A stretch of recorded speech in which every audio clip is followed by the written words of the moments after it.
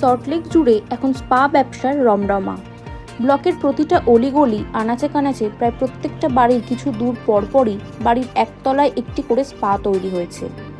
কোথাও থাই স্পা, কোথাও দেশি স্পা, আবার কোথাও ওয়েলনেস সেন্টারের নামে ব্যবসা চলছে। প্রশ্ন হলো, হঠাৎ করে সল্টলেকে এত স্পা গড়ে ওঠার কারণ কি? এই বিষয়ে কি বিধাননগর পৌর নিগম বা পুলিশ প্রশাসন কোনো খোঁজখবর নিচ্ছে? কারণ যেভাবে গোটা সল্টলেক জুড়ে স্পার সংখ্যা বেড়ে চলেছে, তাতে স্বাভাবিকভাবেই নানা প্রশ্ন উঠছে।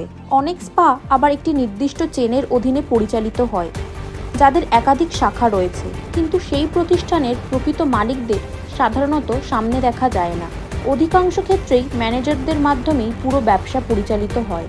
বাইরে থেকে এগুলোকে ওয়েলনেস বা ম্যাসাজ সেন্টার হিসেবে বলা হলেও অভিযোগ রয়েছে যে কিছু প্রতিষ্ঠানের আড়ালে অসামাজিক কাজকর্ম চলে, যেখানে আগত গ্রাহকরা নির্দিষ্ট থেরাপিস্টের নাম জানালে ম্যানেজার সেই অনুযায়ী ব্যবস্থা করেন বলেও অভিযোগ শোনা যায়। সব স্পাতে ছোট ছোট কেবিন, রঙিন আলো, ফল সিলিং এবং প্রতিটি কেবিনের সঙ্গে আলাদা বাথরুম তৈরি করা রয়েছে।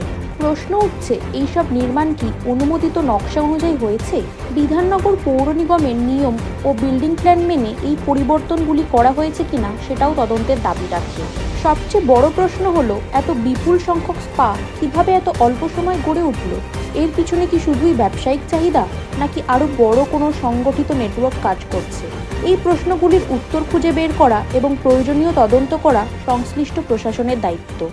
আপনি সল্টলেকের যে কোনো স্পাতে ঢুকুন, অভিযোগ অনুযায়ী দরজা দিয়ে প্রবেশ করতেই একজন ম্যানেজার আপনাকে অভ্যর্থনা জানাবেন। এরপর বিভিন্ন ধরনের প্যাকেজ, পরিষেবার সময়সীমা এবং চার্জ সম্পর্কে বিস্তারিত জানানো হবে। আপনাকে জিজ্ঞেস করা হবে আপনি 1 ঘন্টা না 2 ঘন্টার পরিষেবা নিতে চান। একই সঙ্গে বিভিন্ন মহিলা থেরাপিস্টের ছবি বা পরিচয় দেখিয়ে আপনার পছন্দ জানতে চাওয়া হবে। সাধারণত 1 ঘন্টার পরিষেবার জন্য 2 থেকে 2,500 টাকা বা তারও বেশি নেওয়া হয়। টাকা জমা দেওয়ার পর আপনাকে একটি নির্দিষ্ট কেবিনে নিয়ে যাওয়া হবে। সেই কেবিনে একটি ম্যাসাজ বেড থাকবে। কিছুক্ষণ পর নির্ধারিত থেরাপিস্ট সেখানে এসে প্রথমে তেল বা লোশন দিয়ে ম্যাসাজ শুরু করবেন।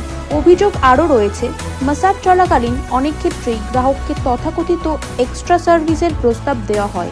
এই এক্সট্রা সার্ভিসের জন্য আলাদা নির্ধারিত অর্থ দিতে হয় বলেও অভিযোগ। গ্রাহক রাজি হলে সেই অনুযায়ী অতিরিক্ত অর্থ নেওয়া হয়। সবচেয়ে উল্লেখযোগ্য বিষয় হলো, এই থেরাপিস্টদের অনেকেই স্পা স্থানীয় কর্মী নন বলে অভিযোগ। তারা প্রতিদিন কাজের জন্য আসেন এবং দিনের শেষে তাদের উপার্জনের একটি নির্দিষ্ট অংশ কমিশন হিসেবে ম্যানেজমেন্টকে দিয়ে যান।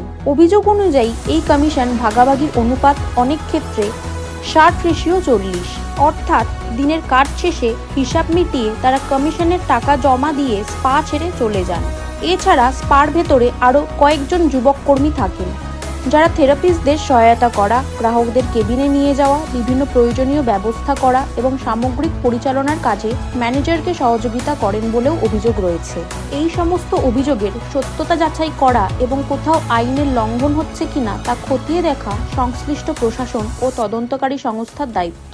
স্পার ভেতরে থাকা এই কর্মীরাই গ্রাহকদের বিভিন্নভাবে সহযোগিতা করেন। পরিষেবা শেষ হলে গ্রাহক স্পা থেকে বেরিয়ে যান। এর আগেও এই স্পাগুলিকে ঘিরে বিতর্ক তৈরি হয়েছিল। অভিযোগের ভিত্তিতে পুলিশ একাধিক স্পাতে অভিযান চালায়। এই সময় কয়েকজন যুবক যুবতীকে আটক করা হয় এবং পরে তাদের আদালতে তোলা হয়। পরবর্তীতে তারা জামিনে মুক্তি পান। কিন্তু প্রশ্ন থেকেই যায়, কিভাবে সল্টলেকের বিভিন্ন আবাসিক বাড়িতে মাসে 2 থেকে 2.5 লক্ষ টাকা পর্যন্ত ভাড়া দিয়ে একের পর এক স্পা গড়ে উঠছে? এই বিপুল অঙ্কের ভাড়া দেওয়ার সামর্থ্য কোথা থেকে আসছে? এই ব্যবসার প্রকৃত অর্থের উৎসই বা কি? স্থানীয় সূত্রের দাবি, এই ধরনের একাধিক স্পা চেনের প্রকৃত মালিকরা সাধারণত সামনে আসেন না। অধিকাংশ ক্ষেত্রেই ম্যানেজারদের মাধ্যমে পুরো ব্যবসা পরিচালিত হয়। অভিযোগ রয়েছে, এই ব্যবসায় প্রতিদিন বিপুল পরিমাণে নগদ অর্থের লেনদেন হয়।